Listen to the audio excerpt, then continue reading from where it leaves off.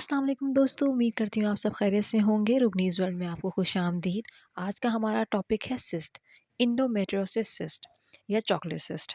आज हम इस पे बात करेंगे, ये कैसे हो जाती है, इसका इलाज क्या है, इसमें प्रेगनेंसी होती है या नहीं होती। चलें आए शुरू करते हैं हमारा आज का टॉपिक। तो आज का हमारा टॉपिक शुरू करते हैं। जैसे कि आपको पिक्चर में नज़र आ रहा होगा, ये एग्जाम्पल के तौर पे आपको दिया गया है। जैसे कि एक ओवरी लिखी हुई है, एक यूट्रस है, इंडोमेट्रियोसिस है, इंडोमेट्रियम है और फॉलोपियन ट्यूब है। जो बेसिकली हमारी ओवरी होती है उसमें हमारा फॉलिकल बनता है। फॉलिकल मतलब एग, एग मतलब अंडा। ठीक है, मैं आपको आसान लफ्ज़ों में समझा रही हूँ। जहाँ हमारा अंडा यानी एग बनता है, उस जगह पर उसके बाहरी साइड पे या उसके अंदर एक थैली बन जाती है। जैसे कि आपको डॉट डॉट नज़र आ रहे होंगे पिक्चर में रेड कलर के। तो इस थैली के अंदर जो है वो ब्लड आना शुरू हो जाता है, ब्लड जमा होना शुरू हो जाता है। यानी ओवरी में या ओवरी की बाहर वाली जो दीवार है, फॉलोपियन ट्यूब वाली या यूट्रस की दीवार जो बन रही है, इसके अंदर ब्लड जमा होना शुरू हो जाता है। और वह ब्लड होता है आपके साइकिल का, जो कि अंदर ब्लीडिंग कर रहा होता है। बाहर तो आ रहा होता है लेकिन साथ अंदर भी ब्लीड कर रहा होता है। और जब ये अंदर की साइड पे ब्लीड कर रहा होता है तो आपको पेन शुरू हो जाता है। इसके सिम्टम्स में यही होता है कि आपको शदीद पेन होता है। जिस ओवरी में, जिस साइड पे, राइट और लेफ़्ट दोनों साइडों पे ओवरीज़ होती हैं, उस साइड पे आपको शदीद पेन होना शुरू हो जाता है, साइकिल के दौरान भी और साइकिल के बाद भी। जैसे-जैसे आपके मन की साइकिल आती है, वैसे-वैसे उतना-उतना ब्लड उसमें जाना शुरू हो जाता है। और जितनी देर वो स्टे करता है, उतनी देर वो चॉकलेट सिस्ट में कन्वर्ट होना शुरू हो जाता है। वो इसलिए क्योंकि जब एक ब्लड हम एक जगह पर छोड़ देते हैं, जैसे आपने देखा होगा गाय का गोश्त वग़ैरह आता है, तो उसमें से जो ब्लड निकलता है, वो जब पड़े-पड़े-पड़े वो ख़राब हो जाता है, उसमें स्मेल आने लगती है। बिल्कुल इसी तरह इसमें भी इसको पड़े-पड़े-पड़े ये ख़राब हो जाता है। जब ब्लड जमा हो रहा होता है, जब ये ऐसे पड़ा रहता है महीना 2 महीने, ये ख़राब होना शुरू हो जाता है, फिर ये थिक होना शुरू हो जाता है और ये इस तरह हो जाता है कि ये चॉकलेट सिस्ट में कन्वर्ट हो जाता है। चॉकलेट सिस्ट को क्यों कहते हैं? इसलिए कहते हैं, जैसे चॉकलेट का आपने कलर देखा है, बिल्कुल डार्क ब्राउन होता है और वो कितनी थिक हो जाती है, इसी तरह ये भी डार्क ब्राउन कलेजी सा हो जाता है। जब ये स्टार्टिंग पॉइंट पर होता है, यानी अभी ब्लड जमा होना शुरू होता है, तो ये इंडोमेट्रियोसिस कहलाती है।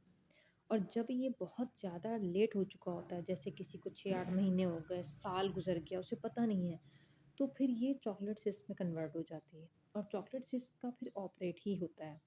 अगर ये 5 सेंटीमीटर से नीचे हो साइज़ में, तो फिर आपका मेडिसिन से आपका इलाज हो सकता है। लेकिन अगर ये 5 सेंटीमीटर से ज़्यादा हो जाए, तो फिर आपको ऑपरेट करवाना पड़ता है।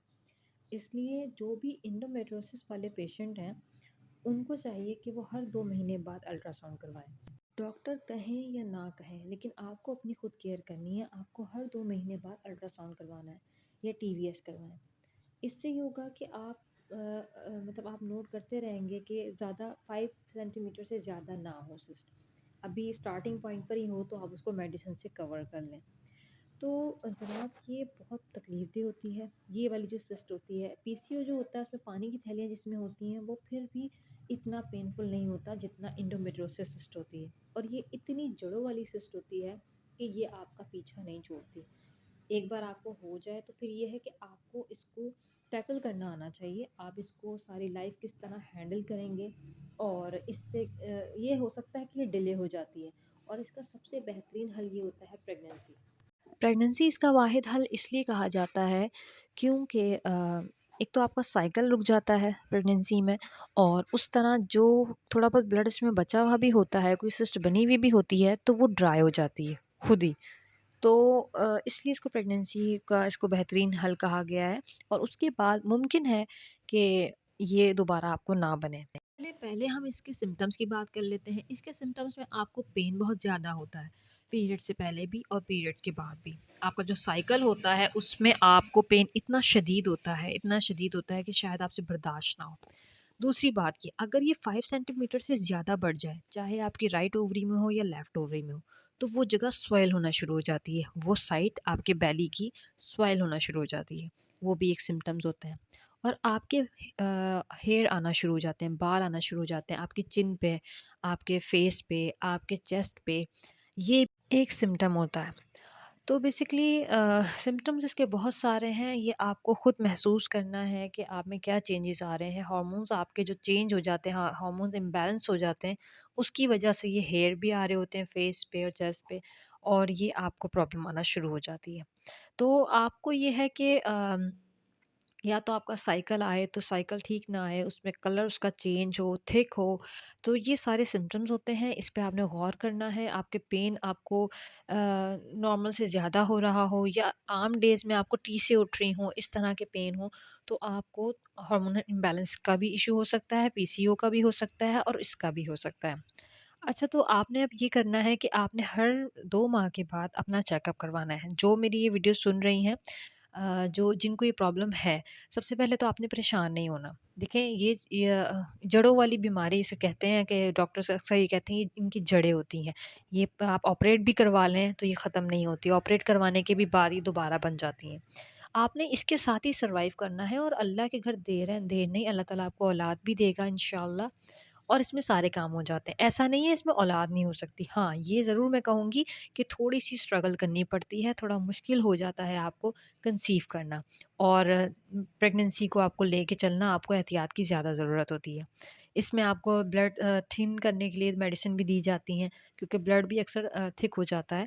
तो ये सब चीज़ें आपको करनी पड़ती हैं। डॉक्टर्स के पास इसका इलाज साइकिल को रोकना है, और दूसरा उनके पास एक ऑप्शन यही आता है कि वो ऑपरेट कर दें। लेकिन ऑपरेट हर वक़्त करवाना इसका कोई इलाज नहीं है, क्योंकि ये ऑपरेट करवाने के बाद भी बन जाती है।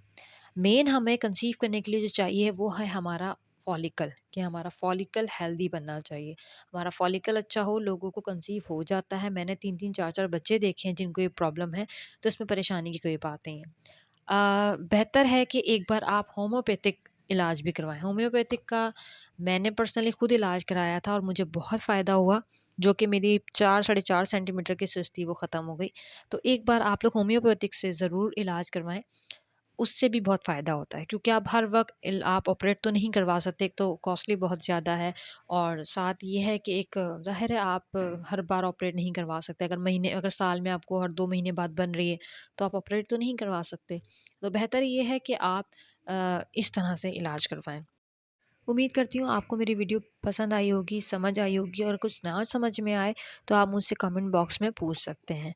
इंशाअल्लाह अल्लाह ताला आपको सेहतमंद ज़िंदगी वाली, नसीब वाली औलाद से नवाज़े। अपनी दुआओं में मुझे याद रखिएगा। अल्लाह हाफ़िज़।